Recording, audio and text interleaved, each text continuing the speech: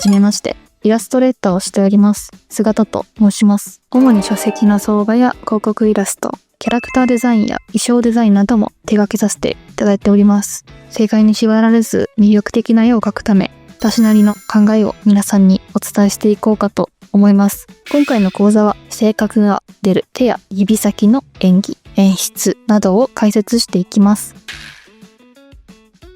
まず今回触れていく内容としては、簡単な小物の使い方、キャラクターを際立たせる舞台装置としての演出としてご説明をしていこうかなと思います。まずこのようにほんの少しだけ前かがみになっている。こういった構図の時のシチュエーションでパッと思い浮かぶものが大丈夫といった声をかけているような様子になると思います。そういった時にただ声かけるだけ、それだと少し物足りないなと感じます。そういった時はこのようにちょっとした縫い物を相手側に差し出すようにしている構図です。この位置が変わっているだけですが、小物を渡すだけでも、心配な度合いであったり、この画面に映っていない相手との信頼関係であったり、違う意図で見えてくるかと思います。このように少しちょっとした小物の演出を加えることで、キャラクターの性格であったり、そういったものが表現できるのかなと思います。こちらだと心配している様子だけなので、この表情になってしまうのですが、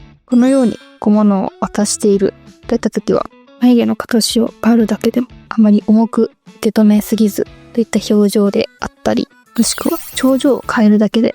こんなような感じで大丈夫かという不安もありつつ、一緒に頑張ろうぜといった、また距離の近づいたイラストにだいぶ変わってくるんじゃないかと思います。このように小物を少しだけ追加することで、いろんな演出の仕方が見えてきたり、こちらのキャラクター像の性格がより深掘りできたりと、そういった用途があります。パッと見でキャラクターがどんな人物か伝わるように、私はこういった小物を追加することがあります。ちなみにこちら全身で表現したいイラストを描くとき限定ではなく、物足りないとき、小物を追加すると、ちょっとした動きが生まれる。それだけでもシチュエーションみたいなものが表現できますというお話でした。こういった風に小物を使えば、上半身のイラストだけでも背景がなくともシチュエーションを表現できるのではと考えています。ちなみに先ほど小物を使って表情を変えるだけで、それはまた物語をちょっと加えたいとかといった時は、こういったようにシチュエーション別の視点が全く違うであったり、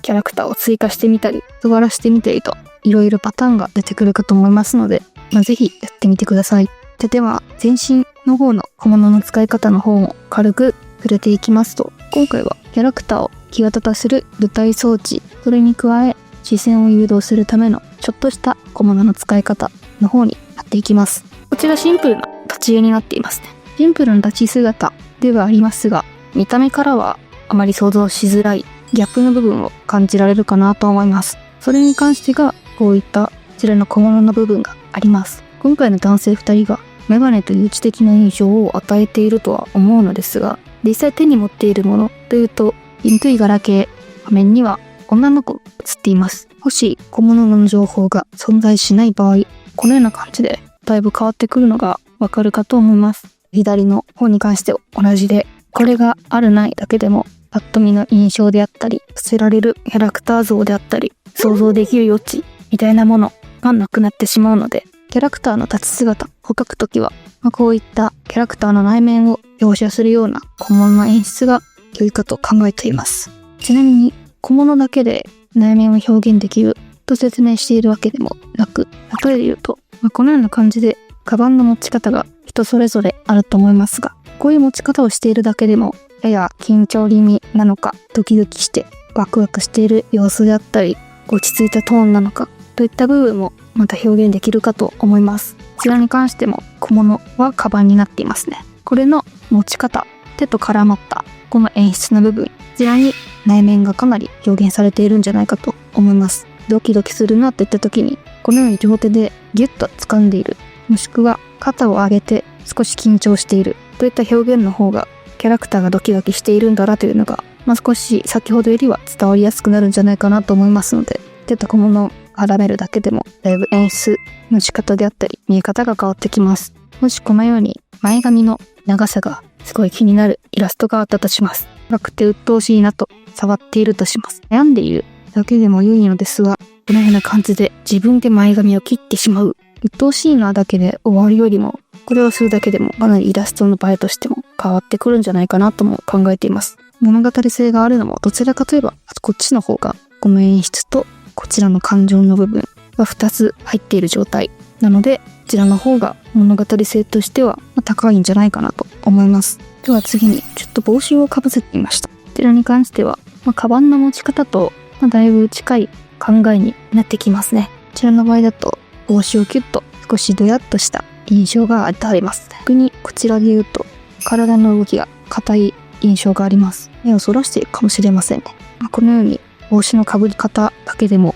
だいぶ印象が変わります。こちらがもし強気な場合であれば、目元がこのように隠れ、こういう表現をすることができますね。表情であったりといった部分で物語の付け方が変わってきますが、このような感じで結構見え方が違います。このように何かしらのものを抱えているといったシチュエーションだとします。これらにもまた表情を追加していきます。これらを加えるだけでも嬉しいという気持ちがありつつ、雑に扱うキャラクターであったり、もらった瞬間からも大事に扱うキャラクターであったり、かなりキャラクターの個性に合わせて見方が変わってくるんじゃないかと思います。こちらの場合だと、こちらのものをもらって不機嫌にしているといった表現にも見えます。このような感じで物と手を絡め、そこからまた表情を考えるだけでも一気にキャラクターの性格や内面の部分が表現できるんじゃないかなと思いますので、実際にこのような感じでキャラクターを際立たせたいと感じたときは、こういったものを追加していくと、単なる装飾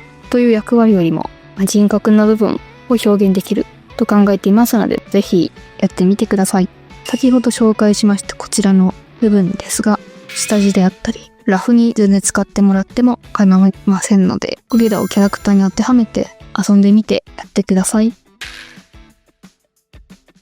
この講座におけるいいねの定義について軽くお話ししていこうかなと思います。私が惹かれるイラストの場合だと、余白を残して見る側の想像力をかき立ててくれるイラスト、日常の何気ない一瞬を切り取ったような平凡だけども自分視点のこだわりが詰まったといった作品の方が魅力的に映ります。私が描くときって、例えばこちらのイラストの4人ですが、物語として全く繋がっていないんですよね。些細な日常の一部を瞬間的に切り取っただけ。でもこちらも私のフェチズムみたいなものは結構凝縮されてはいるんじゃないかなと思います。指の形だったり、腕を上げた時に見える服の隙間だったり、おへその形であったり、私はすごく惹かれてこちらのイラストに描かせていただいております。デッサンとしてというよりかは、見ていて自分がドキドキする、その直感を信じて描くことが、絵の個性になってくるんじゃないかなと思っています。お仕事の方では、このように書き込みが